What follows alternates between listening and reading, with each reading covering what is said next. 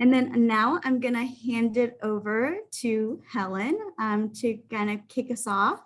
Helen leads the Center for Family Engagement at National PTA, where she oversees the development of the center's partnerships, initiatives, and multimedia resources. Helen spent the past 20 years researching, innovating, and communicating about family, school, and community partnerships about how to help children thrive. So I'll pass it over to Helen. Thanks, Griso, and welcome everybody. Thank you all for taking time in your very busy days to be with us today. We are super excited for this conversation. Our goal today is to really have a bit of a deeper discussion about the intersection of ed tech and family engagement, which are two worlds that have been colliding really intensively over this past year. So I'm Helen Westmoreland, as Griso said. Griso, if you could go back one more slide, thanks. And for those of you who are unfamiliar, National PTA is the oldest and largest child advocacy association with the mission to engage and empower families to make every child's potential a reality. At the Center for Family Engagement, we're particularly focused on embedding what we call transformative family engagement across the education system so that every parent is treated as a valuable partner and has the tools to make their own child's potential a reality. We are incredibly grateful to many partners you're going to be hearing from today who collaborated with us on this project, including the School Superintendents Association, the Consortium of School Networking, the American Federation of Teachers. And to kick us off and give us a little bit of context about why we're even having this conversation, I want to introduce our very special partner, Ambika Kapoor from the Carnegie Corporation of New York. Ambika is the program officer with Carnegie Corporation's education program, where she manages the public understanding portfolio. Ambika oversees grant making aimed at engaging parents, communities, teachers, and policymakers in understanding and demanding changes in education that ensure that all students develop the knowledge, skills, and dispositions they need to be successful.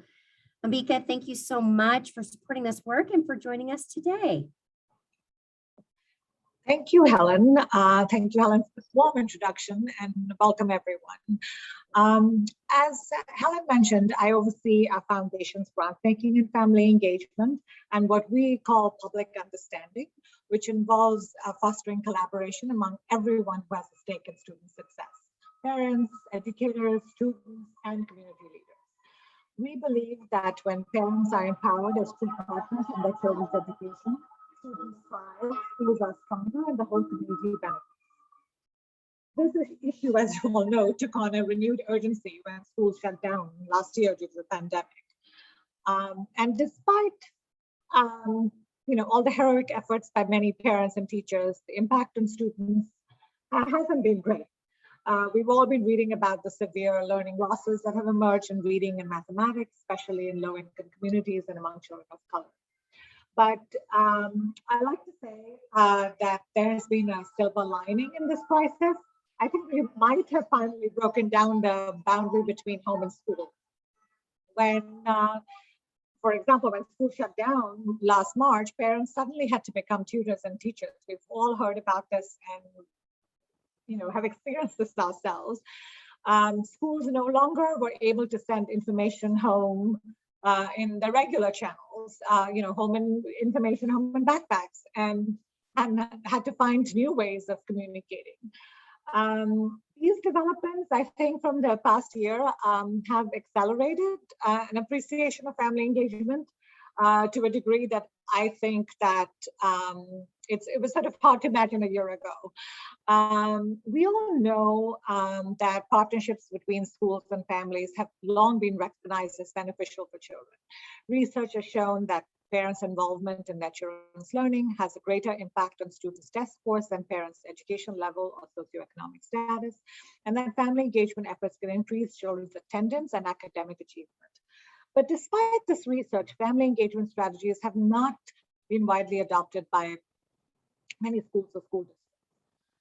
But we all know that engaging families effectively and equitably in their children's learning is no small feat, especially when teachers and parents are already stretched thin. To connect with families, teachers must cross language barriers, navigate cultural differences, and adapt to families' diverse needs. A number of technology nonprofits are addressing these challenges. Some of them are our grantees. Springboard Collaborative, for example, enables teachers, families, and students to work together toward reading goals, delivering, even during the pandemic, meaningful literacy gain for young students. Both Fast Talk and Talking Points, two other examples, use text messages to help teachers communicate with families in multiple languages. For example, if a child is struggling with a math skill, a teacher can use Fast Talk to send a text message to the parent in his or her home language with tips on how to help the child master the skill at home. And Talking Points, which uses a combination of human translation and artificial intelligence, enables parents and teachers to text about their children's success and challenges in over about 100 languages. But such tools are underutilized. Combined, these organizations reach only 10% of the more than 28 million families with school-age children. To meet students' needs and improved education equity, we need to reach that other 90% as well. For that to happen, school systems across the country must invest in family engagement efforts and use the proven practices and tools like Fast Talk, Talking Points, Springboard Collaborative, to name a few, among the many others that you will hear about on today's webinar. That's why we thought it was critical to partner with the National PTA and Helen's team to do a landscape analysis of technology solutions for better family school communications, to serve as a guide to what innovations are out there and how can schools and districts learn about them and use them effectively. You will see from the research that the National PTA has done, there are lots of technology apps or innovations, but which ones can be used for family engagement practices effectively is something that we can all learn about from the field. And with that, I am excited to learn more myself, and I'm going to turn it over to Helen. Thank you. Thank you so much, Ambika, and thanks to the Carnegie Corporation of New York for your generous support of this project. I couldn't have said it better myself. Like, we are in such a critical moment in time. Family school communication technologies have been around, right? They're not brand new, but the past year and a half have really shone a light on the importance of them in supporting our children's success. This is the visual image to a lot of what Ambika shared of some of the headlines that have been in the news over the past few years. And the other thing I want to point out related to sort of why we're taking on this project and what we hope you all will get out of the conversation today is just the importance of really being intentional, as Ambika said, about what you're using, how you're using it, how you make the most of it for your kids. This is an unprecedented time in terms of public funding, and specifically federal funding that is available to school systems to address learning loss and other things. We know technology is a part of that equation. One of the things we like to point out with this project is, technology is now necessary, but not entirely sufficient. So I want to have that big caveat as we sort of go into hearing a little bit more about what we uncovered. That at the heart of this is about parent-teacher relationships, right? And technology can facilitate those relationships. It doesn't always replace those relationships. And so what we're looking at today is on that strong foundation of good trust in your community, good family engagement commitments, how can we think about technology in a more intentional way?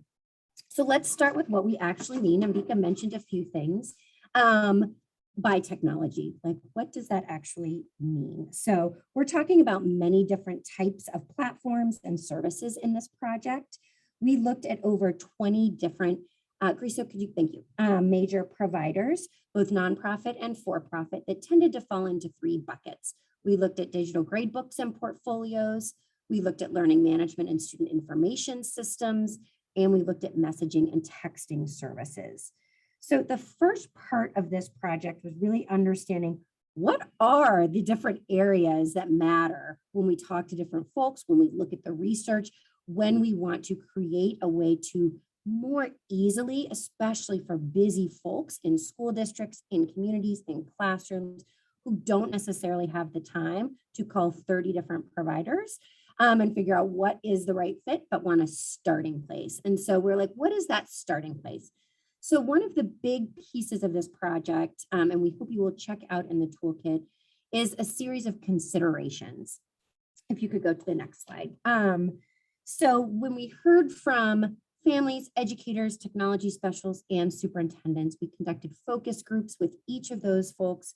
We also completed a research review with an incredible partner, Dr. Maggie Caspi, and did interviews with leaders in the field to come up with 7 key areas for choosing and improving your family school communication systems. So the first is the most probably important, which is content. I think there are probably much smarter people than myself that have quotes about technology. It is the vehicle for information sharing. It is not the end all be all. It is a way to facilitate it. But we do know that a number of platforms really specialize in providing either personalized student information, whether that's attendance, whether that's grades or assignments missing. They may provide what we call learning amplifiers, which would include nudges for parents or specific activities or questions that parents could ask at home. They might provide general information around what's going on in the school or content that enables more deeper coordination. So for example, scheduling of parent-teacher conferences. So this is one area in those sort of 4 sub areas that are explained in more detail in the toolkit, and you can look and see how these 20 plus different platforms compare and contrast there. The second area we heard sort of loud and clear across data sources about was around accessibility and ease of use, particularly given the need to think about technology from an equity mindset and making sure that all folks can use it. So here we looked at whether the providers were ADA compliant, the different languages that the platforms were available in, the different devices the platform was available in, and then what we also called sort of friction reducers, right? So a big part of this work is making it easy for families and especially educators to do that. And so some platforms went an extra step to make sure there wasn't a download required, or there were instant notifications or opt-ins for parents. The third area we looked at was communication capabilities. So we heard really loud and clear that two-way communication was important, so that these platforms weren't just sending information, but had a way for parents to also share information or questions back that they could have responded to, whether the communication happened by text, email, lots of different forms, whether there were notifications when there was new information that was added to the system, whether you could have attachments. This was particularly came up with parents and teachers in our focus groups that wanted to be able to send pictures or videos or portfolio examples along with some of the messages they were using the systems for, and then translation. The fourth area we looked at across these platforms was training and support, including whether they offered basic or advanced trainings for users, whether the tech support was sort of a generic bot or more personalized support that could help families or teachers use the systems. And then even more so, whether that support was available in multiple languages was really important. The fifth area of comparison across these platforms was data modernization and privacy. You'll hear a little bit more about this also on our panel. We looked at whether the platform had a single sign-on capability, whether it was interoperable with the district's LMS or SIS, the data standards that were being used, as well as the privacy standards that were being addressed. And the last two areas we had high hopes to gather some information on. We didn't get as much as we wanted, and you'll see a little more of this reflected in our recommendations, which is about improvement in evaluation and cost. So we provided for all of you in this toolkit if there were data analytics available to the end user. So you could see like this person logged in, these 10 people haven't logged in, as well as any evaluation studies that the platforms made available. We also looked at cost models, whether they were free, the average cost per student when that information was provided, and then the different pricing plans that were available, including links to those for all of you. So you'll hear a little bit more about some of these things on the panel. Let me just close out with some of our really high-level recommendations around what we hope that you all will be able to do with some of this information. So first, we want you to start with what you already have. So what are you already doing to communicate with parents? Let them know that. Families were feeling very overwhelmed when we heard from them about all the different technologies that were being used and unsure what to check for what. We provided in this toolkit a starting place and a template that you can do that to communicate with your parents. And we're also recommending that districts do an equity audit if they're not already looking really intentionally at which parents, which populations are being reached by your different technologies and which are not. And then second, particularly in addressing that which are not question, we're recommending more intentional and inclusive decision-making, particularly with families and teachers at the table to share what they are looking for. We shared these 7 considerations with you, but everybody's community is a little bit different. And we know you're going to have to make some trade-offs and value judgments, maybe not even choosing new things, but in just maximizing what you already have. And so that perspective is incredibly important to have at the table. Third is a strong recommendation that came out of hearing from all of the different groups of folks we talked to in focus groups, as well as having one of the most robust research bases in this field, is the importance of texting services. Texts reach families who don't always have other device access. Texts also have the ability to be evaluated in a very rigorous way. So we're recommending that whether you're using a texting service or an online service, there is some text platform that's a part of your system to communicate with parents.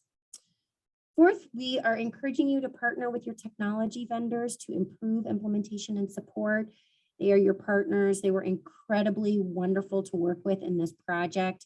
And a lot of times we heard from folks that there are frequently functionalities that some schools or districts don't even know are fully available, or how to turn on or how to train people on to really make the most of family teacher partnerships. And then lastly, we want to encourage folks to support collective efforts to really build transparency and understanding about family school communication technologies, particularly given the windfall of funding that districts and states have decided or in the process of finalizing how to use over the next few years to address all of their students' needs. And particularly related to the last 2 considerations I mentioned in the last slide, it was really hard for us to get some transparency from vendors around cost and evaluation, which are 2 criteria we know districts, community advocates, teachers care a lot about.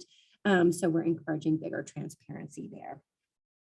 So with that very quick run through, I am really excited to turn over to the just hopefully best part of today's conversation. Before I do, I'm gonna let our incredible moderator, Chantal, know a little bit more about who's in the room. If Grisa or Rebecca could post a poll for us, we'd love to just have a little bit of a better sense. We're checking the chat, but as we ask questions of you, sort of what hat you're wearing, because the value of this project is we think it is inclusive of everyone, lots of different roles, but we know it is back to school season and it is also a busy time. So the more we can sort of tailor this to meet your needs, we want to do that. So please go ahead and pop in who you are in the poll that should have just popped up on your screen. And as you do, let me introduce our incredible moderator for today, Chantal Shaw. The American Federation of Teachers has been a great partner to National PTA, not just on this project, but multiple other projects. We have a shared belief in the incredible power and allyship of parents and teachers coming together to support students' learning. Chantal is a personal friend and longtime collaborator who is going to lead us away today. She is the Director of Philanthropic Engagement at the American Federation of Teachers. In this role, she cultivates and supports a variety of different partnerships focusing on the AFT's 4 pillars of promoting children's well-being, supporting powerful learning, building teacher capacity, and fostering school and community collaboration. So Grisa, if you could pop the results of that poll up on the screen, and I will turn it over to Chantal. Thank you, Helen, and good afternoon, everyone, and good morning to those. I saw a smattering of folks from the West Coast and Alaska as well. So good morning to you all. looks like, Helen, we have a majority of parents and some educators, administrators. We have a sprinkling of everyone, which is perfect for this conversation. So thank you all. Again, my name is Chantelle and I'm with the AFT, and super thrilled and honored to be able to moderate what is going to be a fantastic panel. There's never enough time to dig into these things, but we will all do the best we can. And while I'm asking our great folks questions, please, as Griso said at the beginning, drop your questions as you think of them into the Q&A, and we will definitely try to get to as many as we can before we wrap up. So before I dive into questions, I'd love for our amazing panelists to introduce yourselves. And right when you finish introducing yourselves, please, if you could, use one word or phrase to describe how schools, as you know, are using technology to facilitate family-school communication. Just one word or phrase after you quickly introduce yourself, and then that'll lead us into the next line of questioning. So I will ask Tracy to kick us off. Thanks, Chantal. As you see, I'm a family engagement advocate. I have worked for and with the National PTA for several years. I'm also a parent and a local PTA leader in Maryland. And my one word would be complex. And that's not a positive or a negative, but I think that's just a reality that both parents and educators have to navigate. Thank you, Tracy. And we'll hop over to Brian. Hello, everyone. My name is Brian Johnson. I am a resource room teacher at DPSCD. I worked with Michigan PTA. I was the vice president of membership, and I currently work in family engagement for National PTA. I'm a parent, and I'm always concerned about technology in our youth. One word I can use to describe technology is multifaceted. Great. That's what I can say. Sorry. It has to do a lot. Yes, multifaceted for sure. Cindy. Good morning. My name is Cindy Cromwell. I am starting my 22nd year as a principal. I've been kind of that K through 12 realm. I am National Association of Secondary School Principals, National Digital Principal of the Year. I was able to add that title this year, so super excited. I'm also a mom. I'm a mom of 2 teenagers and very active with our local PTA. I can't quite narrow it down to just one word. So my phrase is, it's all about telling our story. Communication truly allows us to tell our story. So I couldn't narrow it down to a word, I'm sorry. Going with the phrase there. That's okay, you had the option, so you followed directions. And last but not least, Chantelle. Hello, everyone. My name is Chantelle Manahan. I am the Director of Technology at MSD of Steuben County Schools in Angola, Indiana. I'm a member of COSIN, and I am also a mom. I'm a former classroom teacher. So when I look at school communication, I kind of see it through all of those lenses as a parent of elementary age students, as a former classroom teacher, and trying to make those communications important.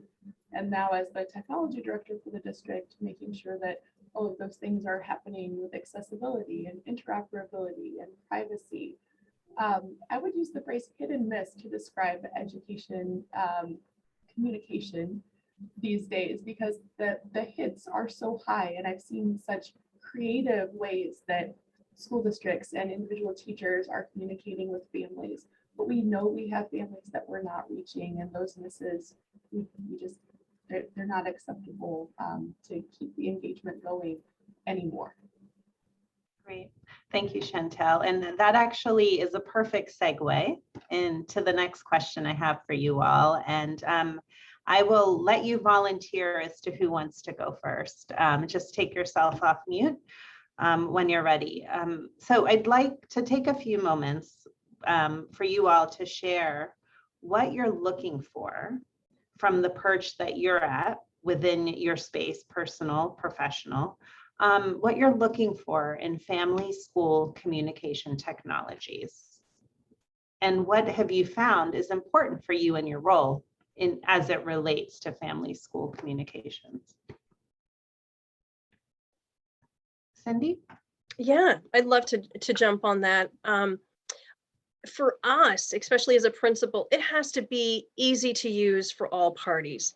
It can't be opt here and opt there, and you've got to click and verify and, you know, all of that great stuff. We also have to have access to multiple languages. We want to make sure that we are able to access all of our families. Looking for something that's friendly for all platforms. You know, I don't want it to just work with an Apple or a PC or just a Samsung. It's got to be user friendly no matter what device or format our families are using. And again, it can't be a complicated opt-in system. That's always so frustrating for our families. We need it to sync well with our school student database system. It's got to be able to sync. You don't have time to be able to put in everybody's information. It helps also, and I'm just going to say a couple more. I don't want to take too many more from the panel here, but I want it to be able to sync with all of our social media presence. That to me is really critical. Something that can loop with whether it's our Facebook or our Instagram or our Twitter accounts. And then also allows us to adjust to different audiences. I want to make sure that if I'm sending out a message to my sophomores, only my sophomore families are going to get it. My senior families don't need to get that. And if it's something that I can use to communicate with my teachers, I can access just a group within my teachers, and my teachers can in turn then access their students or their families, depending on the grade level. But that's, that accessibility is huge for us, friendly, and easy to manage within our student database system. Great. Thank you, Cindy. Tracy? Yeah, I'm happy to jump in. I think from the parent perspective, a couple of things come to mind.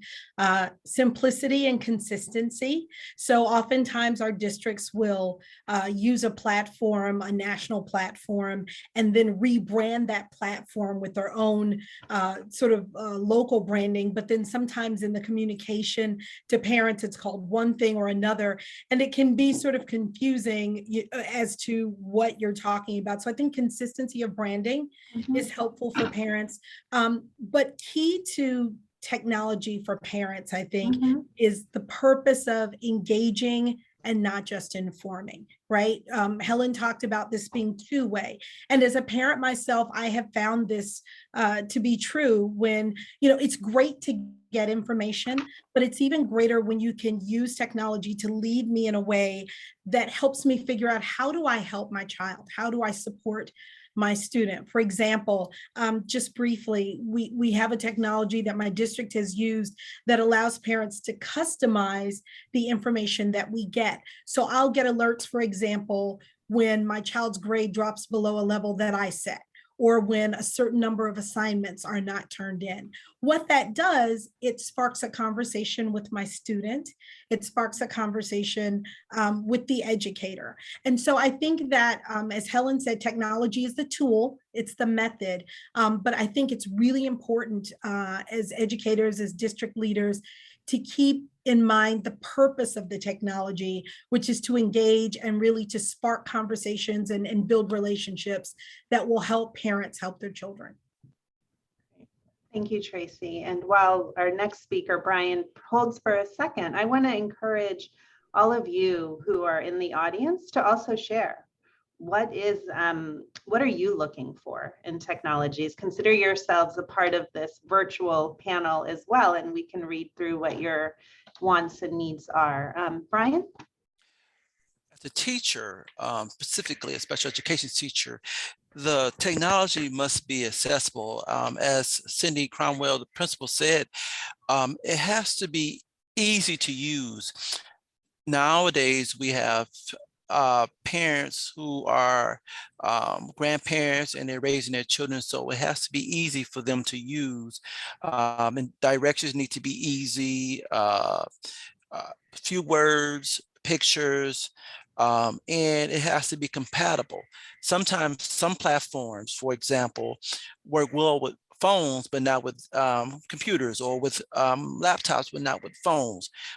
All the functions need to be accessible, and it has to work for everything. And those are some of the things. Language is also important for students who or families who English is their second language. Those are important things that we looking at. In addition, the service, well, I can't say the service. Yeah, those are the things. There's one other thing I was trying to remember, but it kind of slipped my mind. But those are the things that we're looking for. And a partnership that we could, if there are bugs, because there are times there are often bugs, that if the company allows communication with us or partnership, we can tell about the bugs so we can improve the service. If they're able to talk to us and work with us, because we're a huge consumer of the product, especially during the virtual world. Yeah, thank you, Brian. Chantel? I would echo everything that everyone has said here, and then I would add that as the district technology leader and as a parent, I'm looking for clear communication about which tools the district is using and what those tools are communicating. Which ones are two-way and which ones are maybe push notifications. We saw, especially during the pandemic, a lot of tools that we maybe used started offering messaging services, and then that kind of becomes what we call shadow IT, right? What's going on in the background, and are people using different communication systems that maybe aren't the district approved or the district lines? And then parents have too many places to look, too many places to log in. Well, I have 3 kids and this teacher is using this service and this teacher is using this other service. It's not even, maybe they're in the same building. That's too much confusion and the communication gets really missing. We really want to centralize, like, here are the district approved ways to communicate with families. And if there's something that you're missing, talk to us, parents or teachers or anyone else, any of our stakeholders, and we'll see how can we build that into one of the tools we're using. How can we work with the vendor to provide the feedback that that's what we're missing? I'm sorry. So those are just things that I'm looking for. I'm also looking for the privacy segmentation. So are we making sure that the message is only getting to the intended recipients? I don't want the message going out, if it's about this particular student, I don't want it accidentally going out to the whole class of parents. So making sure that there's privacy segmentation, and then making sure that the school district and the parents and the students are all covered, that we have retention records of the communication that's happening, because there could be abusive language, there could be inappropriate language, and we need to make sure that we could investigate those things, because we know that not everyone behaves appropriately all the time, even though most people do most of the time. Do we have those records to fall back on? And are we meeting retention records set by our state or our county? Great, thank you, Chantelle. And please keep the questions coming. We will hopefully have a little bit of time towards the end. So thank you for sharing what you do think is sort of the most important in terms of family school communications and technology. On the other side, what are you seeing as the limitations and challenges of technology for this type of communication between schools and families? Cindy, I'm going to call on you. Absolutely. I think one of our biggest limitations in communicating with families, a couple different things. One, not all of our families have access to the technology. We also have families that are on limited data plans. And so if you have a system that is constantly pushing out notifications, that's, families have caps a lot of times on those data plans. So that becomes a huge issue. I think it's also keeping the information relevant. The last thing we want to do is use our technology to over inundate families. I mean, I'm all about communication, but at some point it's, oh, there's another email from Mrs. Cromwell. Oh, another one, right? We want to make sure that when families see an email, they look at it, that it's valuable. So making sure that we're all on the same page as a district, as a team, so that we're not, again, over inundating when it comes to the communication. I think those are absolutely critical pieces. I also would say the limitation, technology should never replace a conversation. I love the idea that technology is starting those conversations, but we cannot just be so reliant upon communication technology pieces that we forget to pick up the phone and truly talk about the student, to talk to the parent about their student and what's going on. So I think as great as technology is, and we love to utilize it, let's just make sure that we're not using it in lieu of a conversation that could be a game changer for a kid. Yeah, the in-person one-on-one interaction absolutely needs to be a key ingredient in this. Brian, would love to hear your thoughts. So I'm thinking, I think that some of the hangups or whatever are like bugs, and some of it has to do with internet. Sometimes some phones will work better. And so it frustrates the parents when the system or the platform has so many issues that it drops calls or those are some of the things that frustrates. If it's too hard or too many things happening, and I know there are problems happening in the virtual world, so many people are on, but when it constantly happens, it frustrates the parents, the teachers, and then they don't want to communicate virtually or over the phone. And I like the point that Cindy Cromwell was saying, it can't replace personal communication. If face-to-face if it's possible, that's what we are looking for. Those are some of the bugs. That's it. Thanks, Brian. And Tracy, from the parent perspective. I want to re-emphasize something that Helen talked about earlier that I think is a limitation, but I think it's a limitation that we can address and we can successfully conquer. And that's some of the equity issues when it comes to technology. And as Cindy and others have mentioned, not everyone has a big data plan. As Brian mentioned, internet access can be an issue. And so if we become too reliant on, for example, apps, which are very useful, I have 50,000 apps on my phone. I happen to be one of those parents that's very useful for, but we have to, in a larger sense, consider how are we reaching everyone? And to reemphasize what Helen was talking about earlier, platforms that have a texting function are critical because they reach those families that we know have issues, challenges, or just don't have access, which is often the case to some of the other types of technology. And so I think that really needs to be kept in the loop. And not just, again, this is sort of become a theme for me as a parent, not just to deliver information, but texting platforms that are interactive, right? That can also allow people to respond and provide information that can be useful to educators. The other thing I think that can be a limitation, but one that we can work with,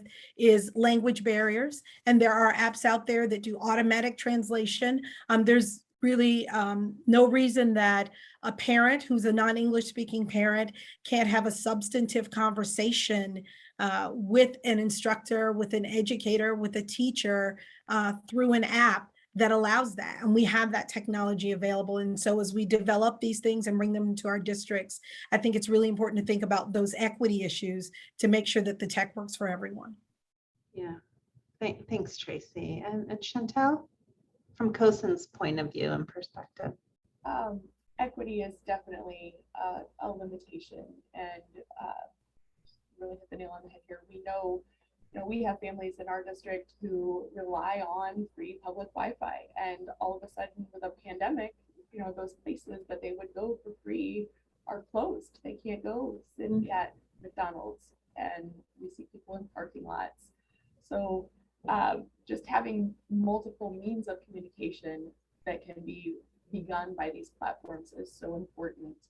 The text, some people want to push notification on an app if an app's available Some people want an email because maybe they sit at their computer all day, but they don't really touch their phone. So giving families choices in the way that the message is delivered is important to try to help meet that equity issue, but also the timeliness of the messages is sometimes important. Another limitation is knowing how widely adopted that platform is in your district. Like, do we know if we're sending out messages and they're not being received by our families? Do we know maybe their phone number has changed? Maybe their email address has changed? Are we getting those bounce messages? Are we reaching out to families that if a classroom teacher has 30 students and you're never hearing from this one family when you send out what should be a two-way communication, are we following through on that? And then who has access to the analytics that may be available from your partner? Because they may have beautiful analytics on usage by building, by classroom, by family, depending on what kind of data you're sharing in that kind of environment, maybe even by other types of status. But how are we using that data as the district to make sure that we're meeting the needs of our families and our messages getting across?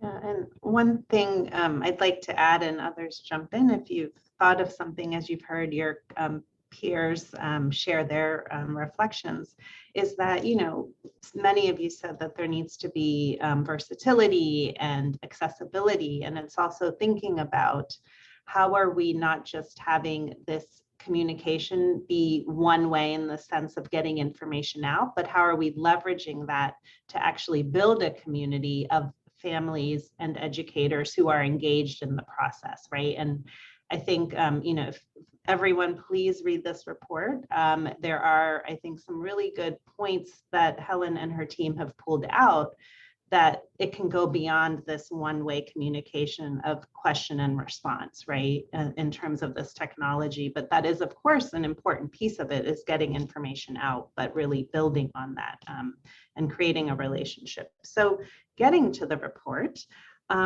what are you doing now within your school community? And what do you think would be worth changing based on what you read in the report and the findings? So who would like to go first on that? And just take yourself off mute.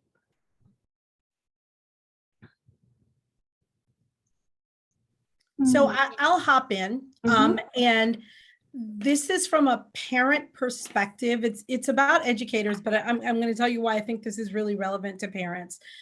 Professional development for educators.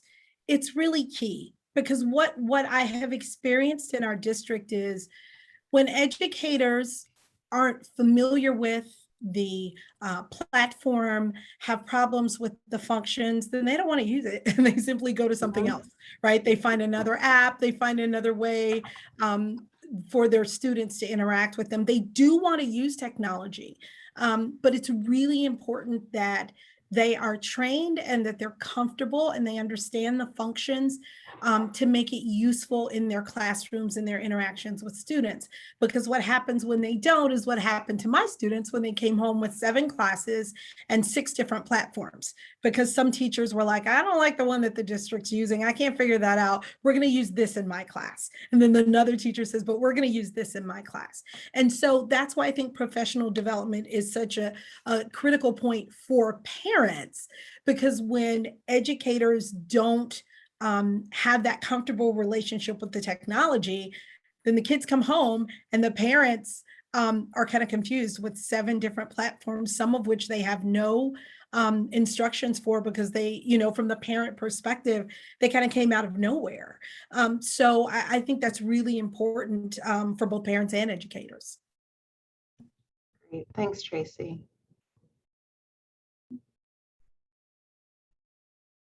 Cindy, I'm going to call on you. You got it. So a couple things that we are doing differently. You know, we've always tried to coordinate with families and share. This is how we communicate. Part of our registration process this year has been asking families, what's the best mode for us to communicate with you?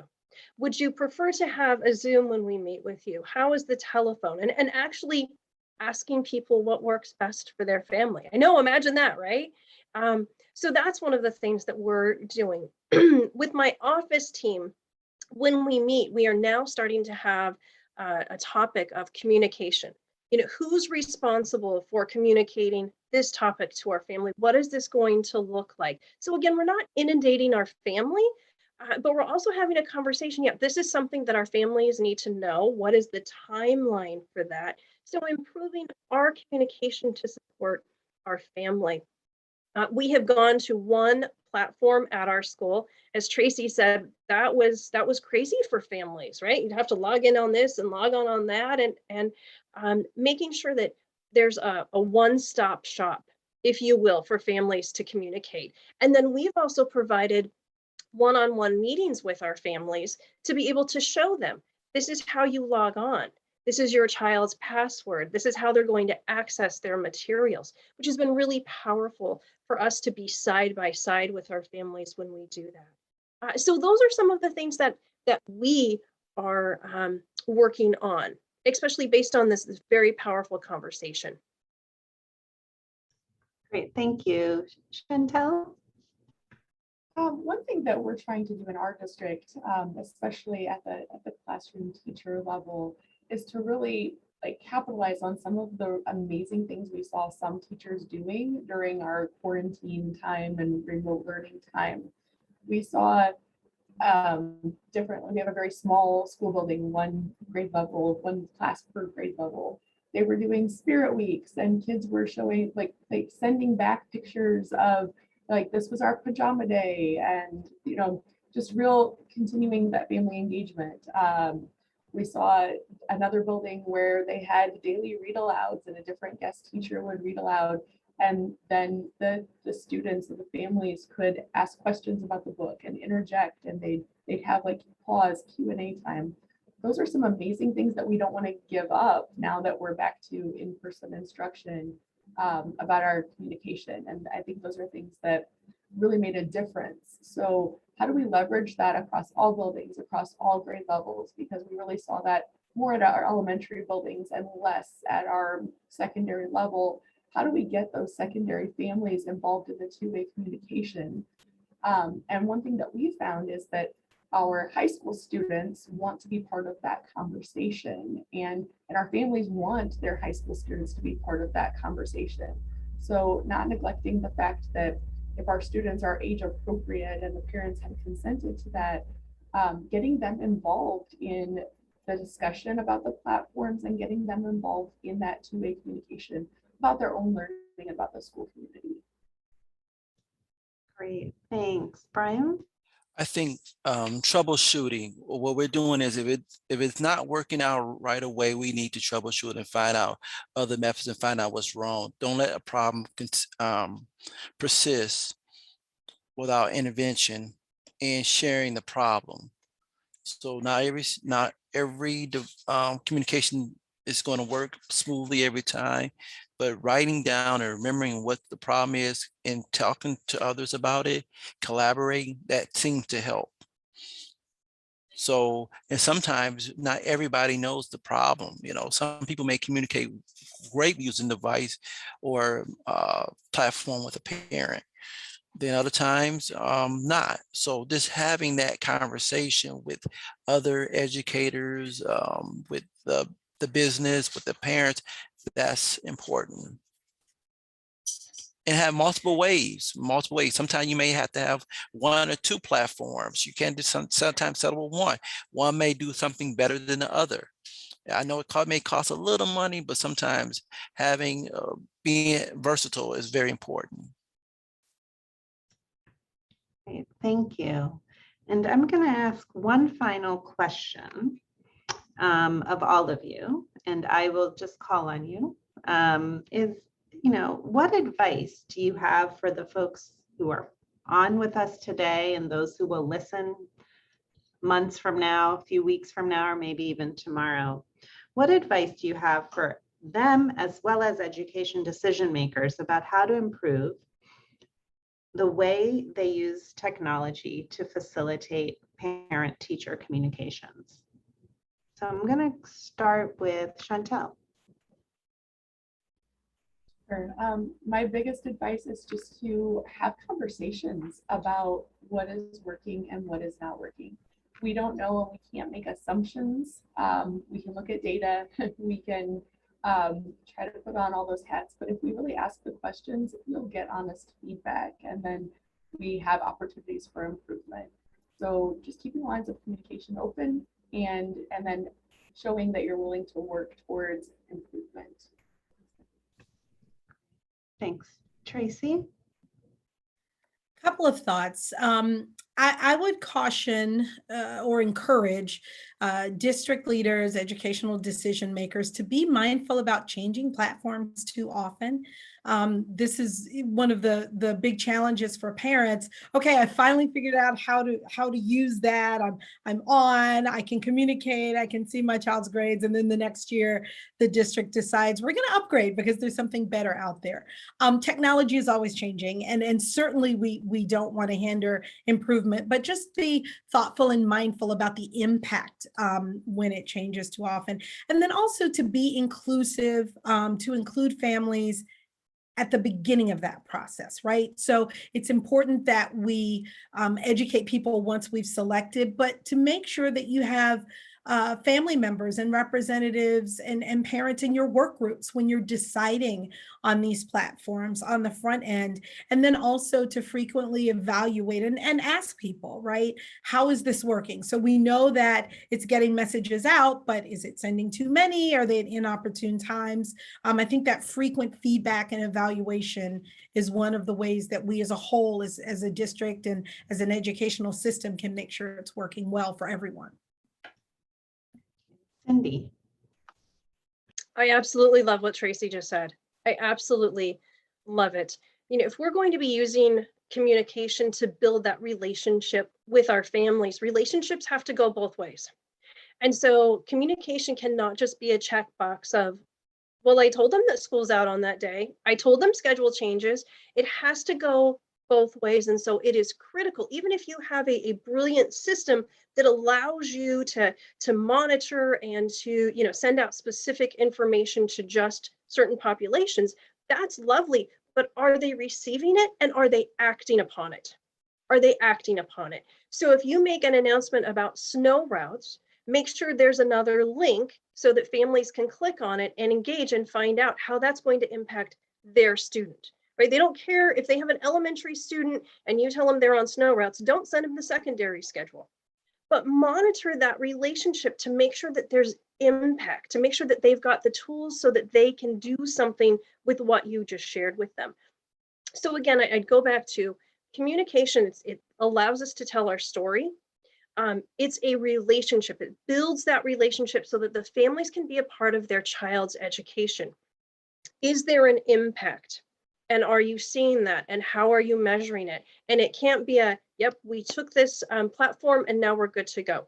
Monitor, make adjustments, just like we do in the classroom, just like we do in our real world. Thank you. And Brian, you're going to round us out.